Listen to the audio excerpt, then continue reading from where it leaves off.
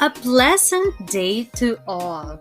I am Teacher Isa and we are going to have our homeroom guidance, Module 16 of our Quarter 4. And today we're going to discuss and talk about my share in my community.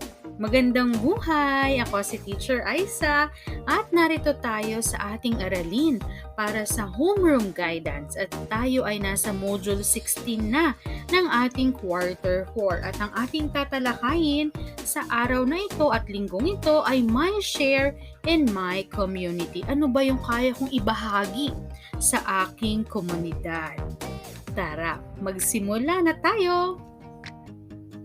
Magandang buhay muli sa inyong lahat. Simulan na natin ang ating pag-aaral, At pagtalakay sa ating aralin, sa ating module para sa linggong ito sa homeroom guidance. Our learning objectives are the following. At the end of this module, you are expected to identify the needs concerning oneself, others, and community.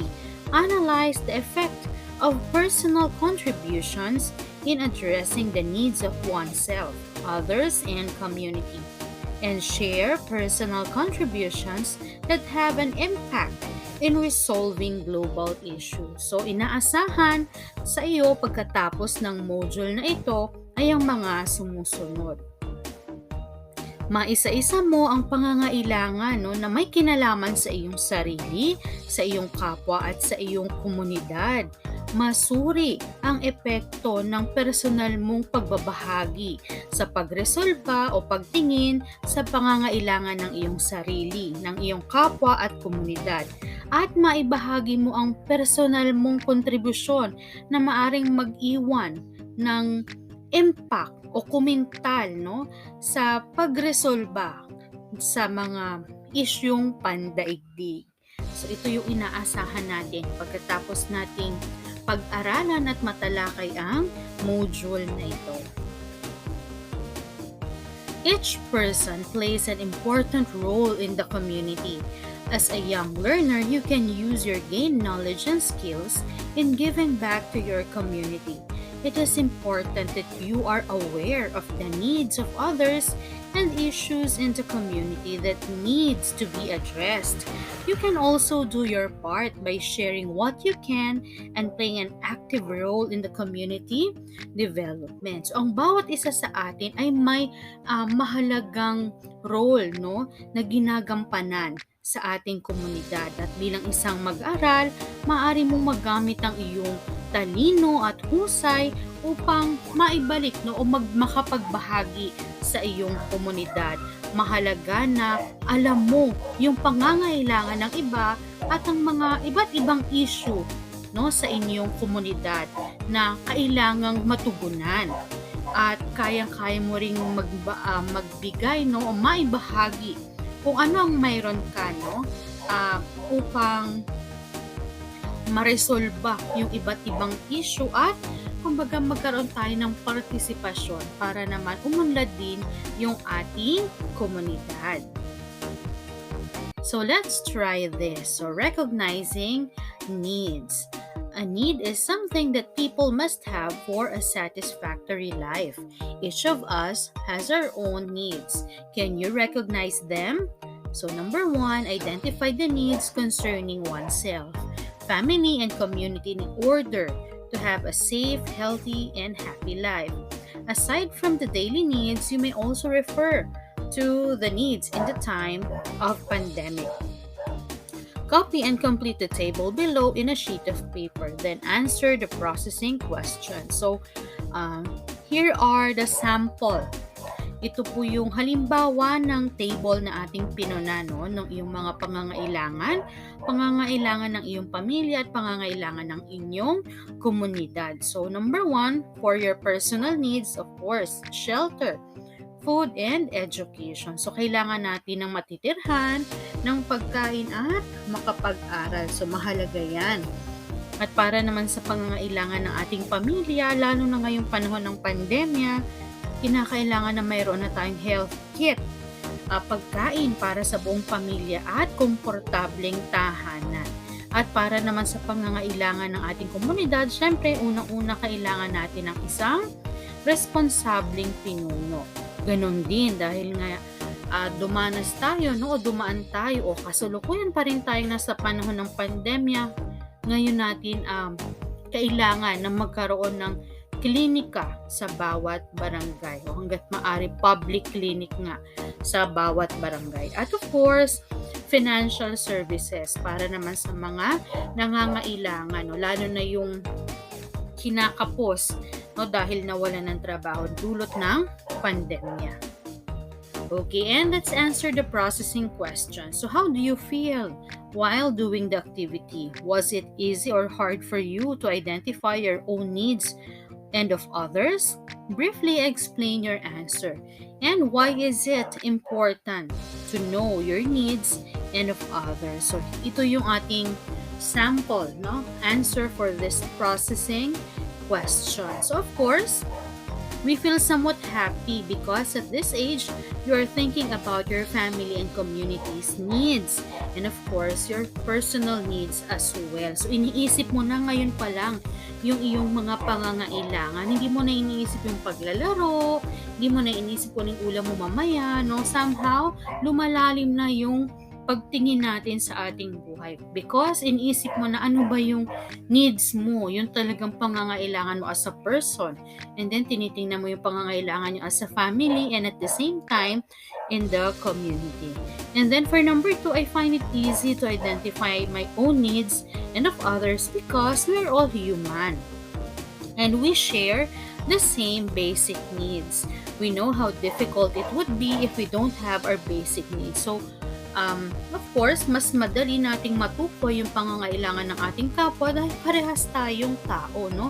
Kapwa-tao tayo. Kung ano yung pangangailangan ko, marahil, yun din ang pangangailangan ng iba, no? Kaya naman alam natin kung gaano kahirap kapag halimbawa walang makain, no? So dahil nga tayo ay pare-parehas na tao at may pare-parehas rin na basic needs. And it is important to the needs of others that we can okay, why is it important to know? Okay, it is important to know the needs of others so that we can also share our stuff to them and help one another. So kung ano man yung mayroon tayo na wala sila, maaari natin silang bahaginan. So halimbawa, nangangailangan sila ng pagkain. So at meron naman tayong meron pa tayong stock at mayroon pa tayong pwedeng maibahagi. So, pwede natin iyong ibigay at itulong sa kanila. Okay, so now, let's explore. So, this time, addressing needs. No? We are going to address the needs. After identifying your needs and of others, it is now time to think of ways on how you can help in addressing them. So, importante no na pag nalaman na natin kung ano yung pangangailangan at ano yung may mga kasabay nito na problema, kailangan ma-address naman natin o matugunan naman natin ito. So, study the given situations, determine ways on how you can do to help and reflect on what will be the effect of your action. So copy and answer the activity on a sheet of paper, then answer the processing question. So here is the table. Okay, so we have here the situation, and then what can you do to help yourself or others, and then what will be the effect of the help you share. So for number 1, you found out that one of your neighbors was tested positive for COVID-19. So what can you do? So of course, we can always send them fruits and food and then water and medicine. So what will be the effect of the help you shared? So they will recover faster, no? And will not feel alone or being outcasted by the community. For number 2, in the community pantry in your barangay, you have observed that people are not observing physical distancing. So of course, we will tell them politely to observe the minimum health and safety protocols so that in return, everyone in the community will be safe and it will not become a super spreader event. So, para maging mas effective yung pagtulong, hindi ba? Hindi yung nag-community pantry tayo sa komunidad pero naging sanhi naman ito para magkaroon ng sakit ang karamihan. So we need to observe the minimum health and safety protocols. And for number 3, you are not feeling well but you're afraid to tell your parents about it. So kung hindi ito panahon ng pandemya, no, nung wala pa yung COVID, no big deal to because we can always tell our parents about it. Pero dahil nagkaroon ng COVID, iba yung naging pagtingin natin kapag nag-iba yung ating pakiramdam. No? Dati, maski umubo, sumipon, nagkaroon tayo ng sipon, iba na kaagad yung thinking natin na parang napaparanoid na tayo. So, what can we do? So, tell right away to your parents so that you can isolate yourself and get proper medication from the doctor. So, don't self-medicate. And, ano yung effect? So, I won't be able to spread the virus with my family and keep them safe and healthy. So, hindi tayo makakapanghawa sa ating mga kasama sa bahay. Okay, so for the processing question, so what did you discover about yourself while doing the activity? So I discovered that I really care for others. What is the importance of taking part in addressing the needs of others? You could be part of the solution or answer to their problem. No? So magiging kabahagi ka sa paggaan ng kanilang dalahin o kung mas magandang tayo pa o kayo pa ang nagiging sagot sa kanilang mga problema. How will your personal contributions affect the people around you? Any act of kindness will be treasured. And perhaps I can be a role model to the students like me to take part and contribute something good in our community. No act is too small or too big.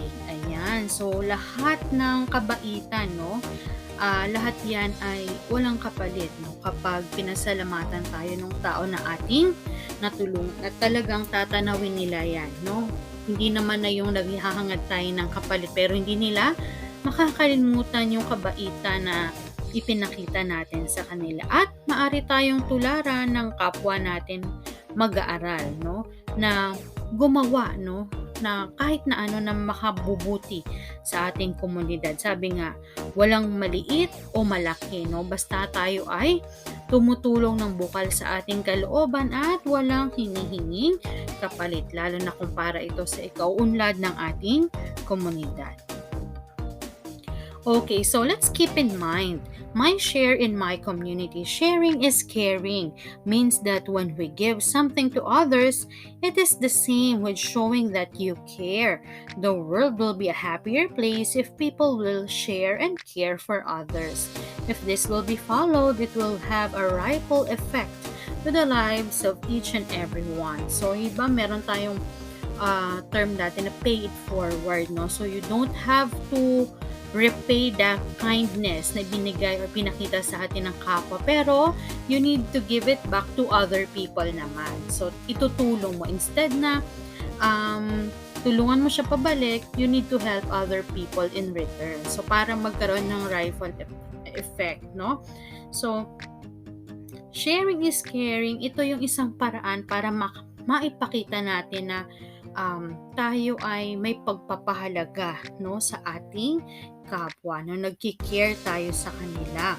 So, mas masaya sana kung ang lahat ng tao sa mundo ay may pagpapahalaga sa bawat isa. So, it will be a happier place sana. Pero of course, it is still possible, So, kung ito ay masusunod, yun nga, parang parang from one to another, mag-express ng kindness from one to another hanggang sa lahat na ng tao ay magpapakita ng kabutihang loob sa bawat isa. You may have your own needs, but helping others is something that we should always make time for. So sabi nga, lahat naman tayo ay may kanya-kanyang pangangailangan, pero kailangan maisip pa rin natin na tumulong sa kapwa natin, sa kaya nating paraan o hangga't maaari, hangga't may pagkakataon tayong tumulong, so tumulong tayo sa ating kapwa. Helping in any way you can and sharing what you have should be a natural thing to do, especially in times of need. So hindi na dapat nagdadalawang isip, no, kapag tutulong. So at kailangan hindi na kailangan humingi ng kapalit, no? Parang kailangan natural act na, parang instinct na dapat sa atin 'yan as a person na tumulong kapag may nakita tayong nangangailangan. Not only does it make you feel good and a better person, but you can also inspire others too. So of course, katulad ng nabanggit natin,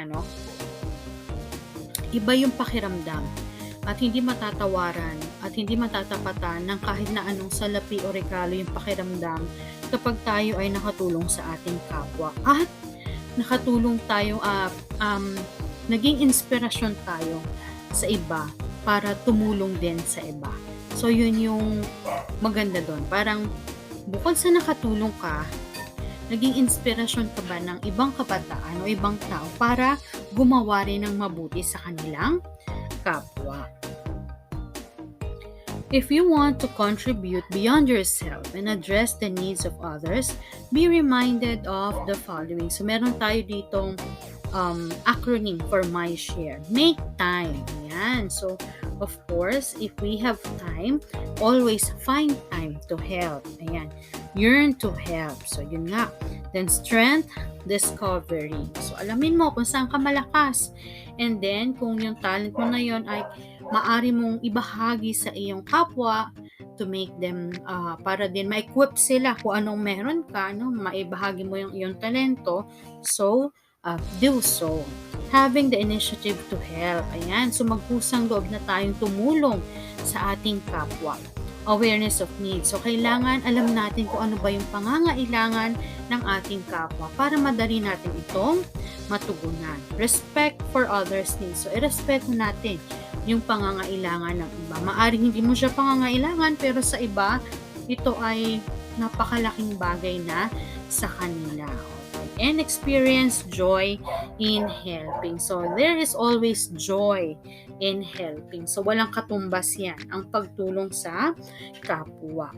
So, yun yung ating dapat na tandaan. More than ever, helping one another is very important, especially in times of global crisis like the COVID-19 pandemic. As a young citizen, you can do your part by sharing and giving back to your community. So, nauso yung community pantry.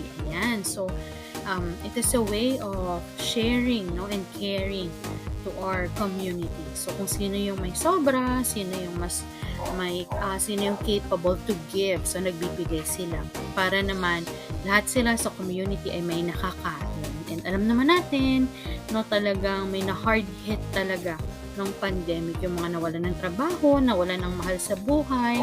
So kailangan tulungan natin sila and sama-samang bumangon, no, dito sa COVID-19 pandemic. Okay. So, list down the ways that you can do in resolving community and global issues. So, ito po yun. Copy and complete the activity in a sheet of paper, then answer the follow-up, the processing question. So, we have here the community and global issues. So, we have the garbage management, wildlife conservation, public health and safety, air pollution, poverty, and hunger. So, ito yung mga possible na pwede natin gawin.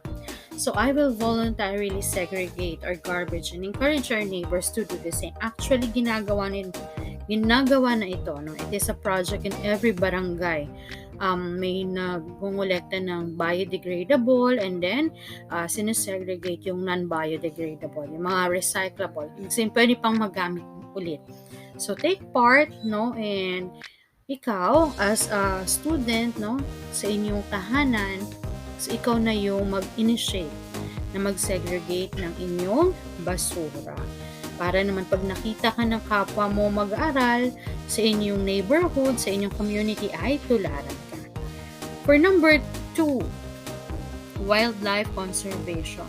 So, I will encourage them to plant more trees. Okay, so kung wala namang space for planting trees, at least create videos. Kung halimbawa mahusay kang gumawa ng video, no, or TikTok, and show them, no, how planting trees can help conserve our wildlife. So, of course, alam natin na iba na yung effect ng climate change dahil kalbo na yung ating mga forest, no?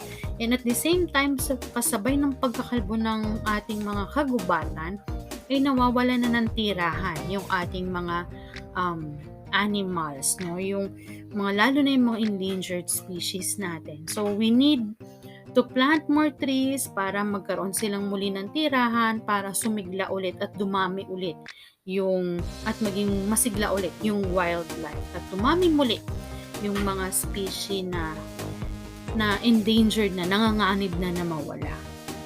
And then for number 3, public health and safety. So encourage everyone to wear their mask all the time. So it's better to wear mask than to be sorry later, no?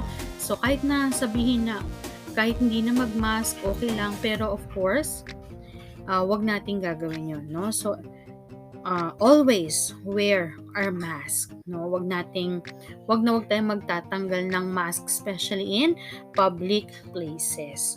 Okay, air pollution, start by not burning dried leaves and garbages in our community. So wag nang magsiga. Kasi although ang ating bansa naman ay hindi talaga siya sobrang great part, no? Hindi siya yung isa sa mga contributor ng air pollution sa mundo, pero still, no, kahit maliit yan, nagko-contribute pa rin tayo. So start by not burning dried leaves and garbages, especially plastic. So wag na magsunog o magsiga sa inyong bakuran. And for poverty and hunger, try to have a community pantry at least twice a year. So depende sa pangangailangan. Or we can at least adopt a family once in a while. Okay, so kung kayo naman ay nakakarangya, so you can always adopt a family na halimbawa bibilhan mo ng groceries for 1 week. Okay, so sa next month, ibang family naman. Ayan, so by doing such small things na napakalaking bagay na yun, ibig sabihin, may isang family ka na save from hunger for 1 week. So yung, although alam natin na mataas ang bilhin, pero kung capable naman tayo, so why not help other people?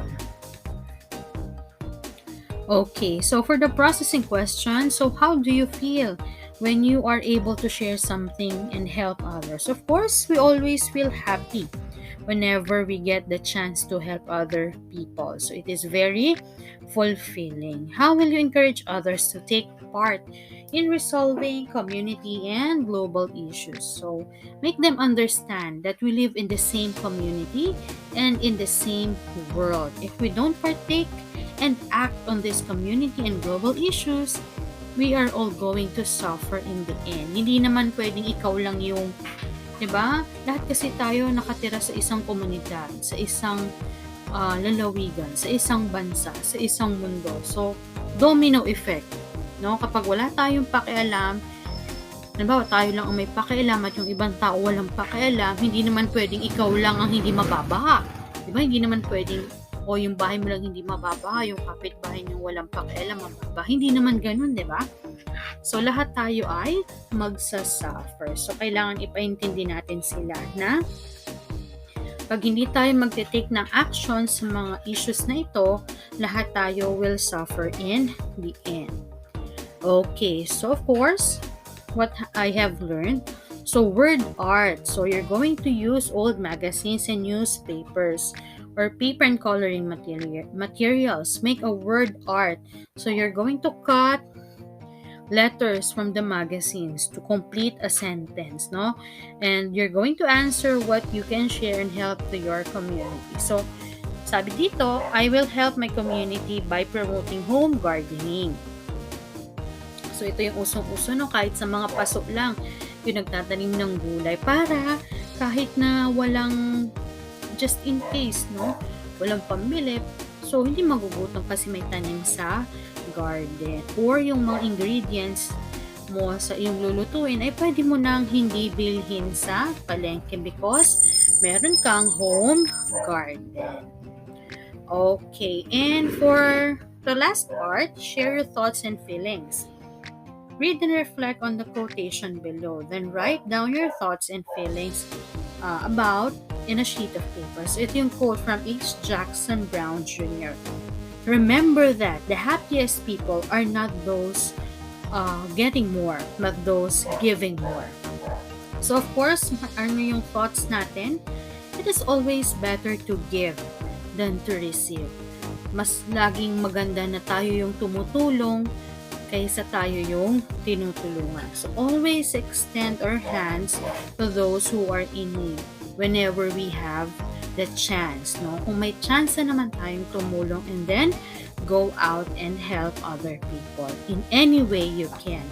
So for your feelings, of course, I always feel blessed every time I help other people. Iba yung pakiramdam, no? Parang feeling mo, kahit na nagbigay ka, ikaw yung nakatanggap. So yun yung feeling na nararamdaman kapag tayo ay nagbabahagi sa ating kapwa. And that's it for our Module 16.